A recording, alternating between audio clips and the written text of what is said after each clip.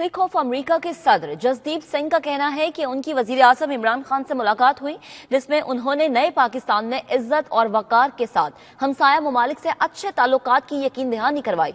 जसदीप सिंह और दीगर सिख रहनुमाओं का कहना था कि अब इंडियन मीडिया भी अक्ल के नाखुन ले। सिख रहनुमाओं ने करतारपुर बॉर्डर के हवाले से भी गुफ्तगू की। आइए आपको दिखाते हैं। सिक्स ऑफ अमेरिका वालों पाकिस्तान के प्राइम मिनिस्टर इमरान खान साहब, पाकिस्तान की गवर्नमेंट, पाकिस्तान के आवाम, उन्होंने बहुत बहुत शुक्रिया करदा कि उन्होंने अज सिखां के सेंटीमेंट्स नूं ध्यान में रखते हुए करतारपुर साहब जिहड़ा साडा गुरु नानक देव जी का समाधि स्थान है, उन्होंने मज़ार भी उत्थे, उन्होंने समाधि स्थान भी उत्थे, उन्होंने खोलण की पहल की है।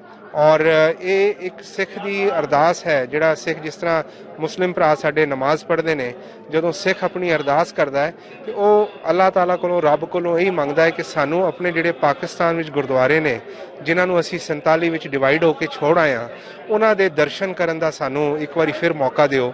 तो मैं समझना कि पाकिस्तान की गवर्नमेंट ने, इमरान खान साहब ने ये जिहड़ा जेस्चर किया है, ये बिल्कुल ही जिहड़ा सिखां की एक रब अगे जिहड़ी रोज़ उन्हां दी मंग सी उन्होंने पूरी की है। अज सिख कौम के दिल उन्होंने जित ले ने।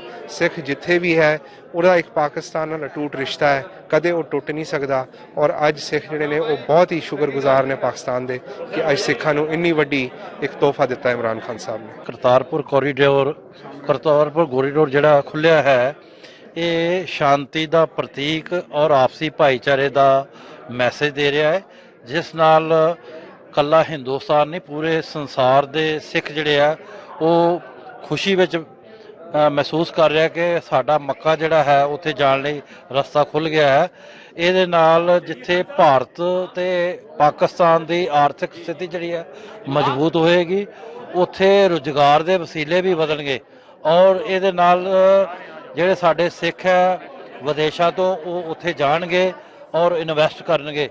और ये एक अच्छा मैसेज गया जिस नाल सिखां दे मनां विच जिहड़ा है बहुत मान ते सत्कार इमरान खान का बनया है, जिन्हें ये रास्ता खोलिया है। बहुत अच्छा एक स्टेप है पाकिस्तान की तरफ से।